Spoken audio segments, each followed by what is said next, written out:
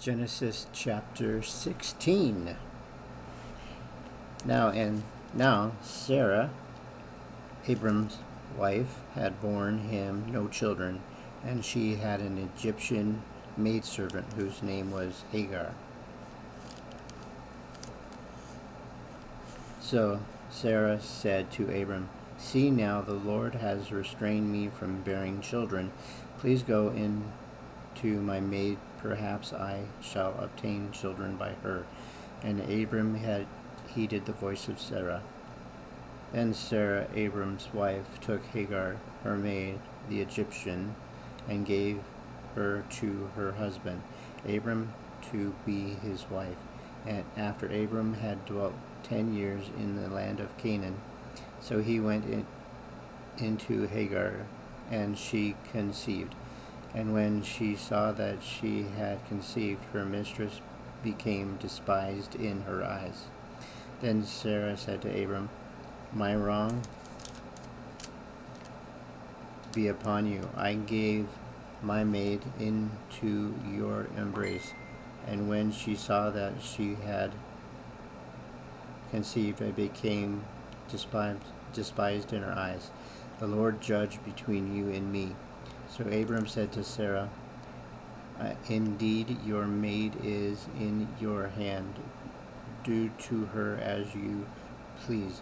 And when Sarah dealt harshly with her, she fled from her presence. Now the angels of the Lord found her by a spring of water to the wilderness, by the spring on the way to Shur. And he said, "Hagar, Sarai's maid, where have you come from, and where are you going?" She said, "I am fleeing from the presence of my mistress Sarah." The angel of the Lord said to her, "Return to your mistress and submit yourself under her hand." Then the angel of the Lord said to her,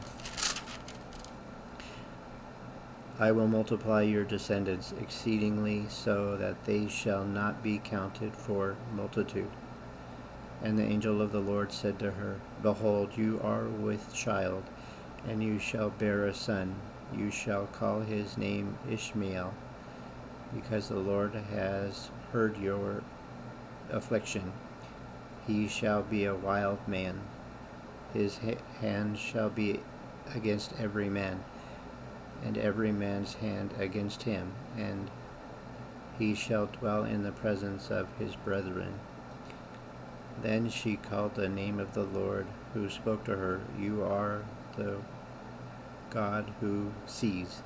For she sees, "Have I also here seen him who sees me?" Therefore the well was called Ber Lahai Roi. Observe, it is between Kadesh and Bered. So Hagar bore Abram a son, and Abram named his son, whom Hagar bore, Ishmael. Abram was 86 years old when Hagar bore Ishmael to Abram. The book of Genesis chapter 17. When Abram was 99 years old, the Lord appeared to Abram and said to him, "I am Almighty God. Walk before me and be blameless, and I will make my covenant between me and you, and will multiply you exceedingly." Then Abram fell to his face, and God talked with him, saying, "As for me, behold, my covenant is with you, and you shall be a father of many nations. No longer shall your name be called Abram, but your name shall be Abraham, for I have made you a father of many nations.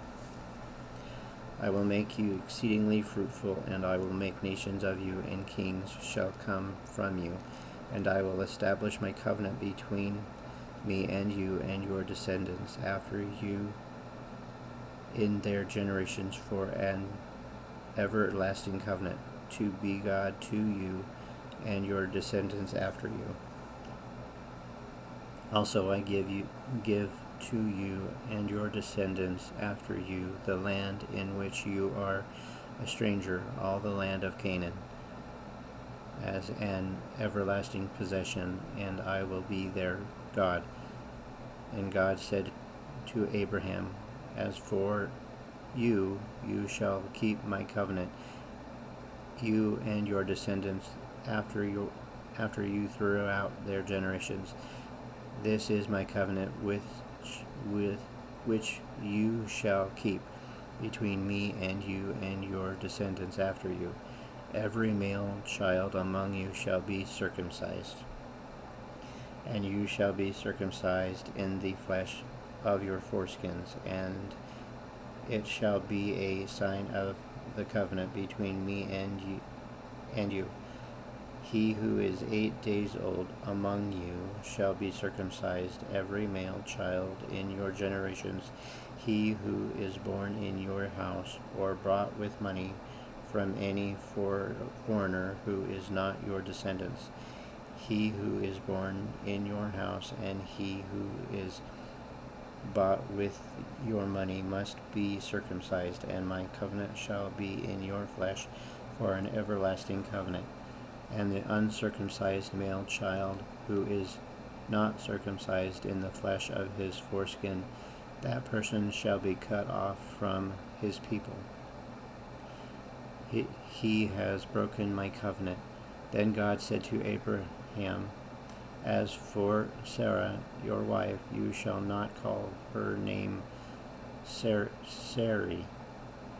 Okay, so all along it's been Sarai, but it's Sarah. But Sarah shall be her name.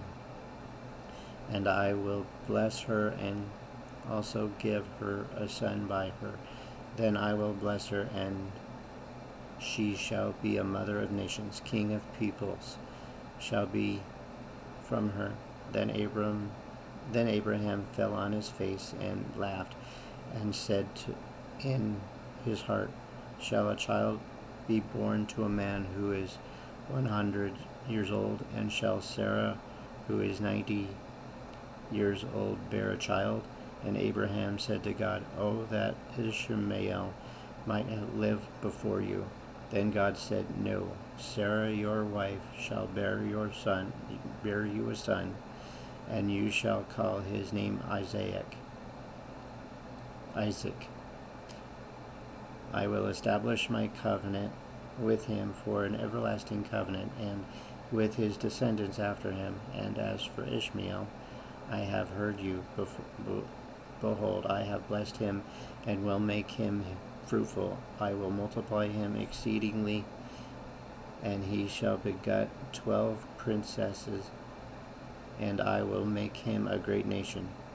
But my covenant I will establish with Isaac, whom Sarah shall bear you at this set time next year. Then he finished talking with him, and God went up from Abraham. So Abraham took Ishmael, his son, all who were born in his house, and all who were bought with his money, every male among the men of Abraham's house, and circumcised the flesh of their foreskins, that very same day, as God had said to him. Abraham was 99 years old when he was circumcised in the flesh of his foreskin, and Ishmael, his son, was 13 years old when he was circumcised in the flesh of his foreskin. That very same day Abraham was circumcised in his son Ishmael, and all the men of his house born in the house or bought with money from a foreigner were circumcised with him.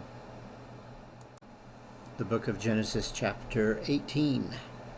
Then the Lord appeared to him by the terebinth trees of Mamre, as he was sitting in the tent door in the heat of the day. So he lifted his eyes and looked, and behold, 3 men were standing by him. And when he saw them, he ran from the tent door to meet them, and bowed himself to the ground, and said, My Lord, if I have now found favor in your sight, do not pass on by your servant. Please let a little water be brought, and wash your feet, and rest yourselves under the tree, and I will bring a morsel of bread, that you may refresh your hearts. After that you may pass by, inasmuch as you have come to your servants." They said, "Do as you have said." So Abraham hurried into the tent to Sarah and said quickly, "Make ready 3 measures of fine meal, knead it, and make cake." And Abraham ran to the herd, took a tender and good calf, gave it to a young man, and he hastened to prepare it. So he took butter and milk and the calf which he had prepared, and set it before them. And he stood by them under the tree as they ate. Then they said to him, "Where is Sarah, your wife?" So he said, "Here in the tent." And he said, "I will certainly return to you according to the time of life. And behold, Sarah your wife shall have a son." Sarah, and listening in the tent door which was behind them. Now Abraham and Sarah were old, well advanced in age, and Sarah had passed the age of childbearing. Therefore Sarah laughed within herself, saying, "After I have grown old, shall I have pleasure, my Lord being old also?" And the Lord said to Abraham, "Why did Sarah laugh, saying, Shall I surely bear a child, since I am old? Is anything too hard for the Lord? At the appointed time I will return to you according to the time of life, and Sarah shall have a son." But Sarah denied it, saying, "I did not laugh," for she was afraid. And he said, "No, but you did laugh." Then the men rose from there and looked toward Sodom, and Abraham went with them to send them on their way. And the Lord said, "Shall I hide from Abraham what I am doing? Since Abraham shall surely become a great and mighty nation, and all the nations of the earth shall be blessing in him. For I have known him in order that he may command his children and his household after him, that they keep the way of the Lord to do righteousness and justice, that the Lord may bring to Abraham what he has spoken to him." And the Lord said, "Because the outer outcry against Sodom and Gomorrah is great, and because their sin is very grave, I will go down now and see whether they have done altogether according to the outcry against it that has come to me, and if not, I will know." Then the men turned away from there and went toward Sodom. But Abraham still stood before the Lord, and Abraham came near and said, "Would you also destroy the righteous with the wicked? Suppose there were 50 righteous within the city. Would you also destroy the place and not spare it for the 50 righteous that were in it? Far be it from you to do such a thing as this, to slay the righteous with the wicked, so that the righteous should be as the wicked. Far it from you, shall not the judge of the earth do right?" So the Lord said, "If I find in Sodom 50 righteous within the city, then I will spare all the place for their sakes." Then Abraham answered and said, "Indeed, now who am I but dust and ashes? Have taken it upon myself to speak to the Lord. Suppose there were 5 less than 50 righteous. Would you destroy all of the city for the lack of 5? So he said, "If I find there 45, I will not destroy it." And he spoke to him yet again and said, "Suppose there should be 40 found there." So he said, "I will not do it for the sake of 40. Then he said, "Let not the Lord be angry, and I will speak. Suppose 30 shall be found there." So he said, I will not do it if I find 30 there. And he said, Indeed, now I have taken it upon myself to speak to the Lord. Suppose 20 should be found there. So he said, I will not destroy it for the sake of 20. Then he said, let not the Lord be angry, and I will speak but once more. Suppose 10 should be found there. And he said, I will not destroy it for the sake of 10. So the Lord went his way as soon as he had finished speaking with Abraham, and Abraham returned to his place. Wow, today's reading was really tough. Sorry about me messing with my nose. Today was a really tough reading. I suddenly realized that I was reading Sarai correctly, and I kept saying Sarah when it was supposed to be Sarai in the beginning. So anyway, I learned that Sarai after in this passage now is now Sarah. So that was a good lesson to learn, and I'm excited about that. And what do you guys think about Abraham testing the Lord when he was saying 50 all the way down to 35 righteous people in a town of in a place where it's going to be destroyed if God found 30. So just curious about what your thoughts are. If you read along with me, leave it down below in the comments. Personally, I think, who am I to question God? However, in our human frailty, it's okay to question God. But if God comes to me and says, don't, then I'm going to stop. In this passage, I don't think God told him to, well, I know he didn't tell him to stop, but I wonder what Abraham was thinking when he kept saying 50 and then narrowing it all the way down to 35. What are your thoughts on that? Have a great day, everyone, and enjoy your day, morning, evening, afternoon, whatever time of the day it is for you. Bye now.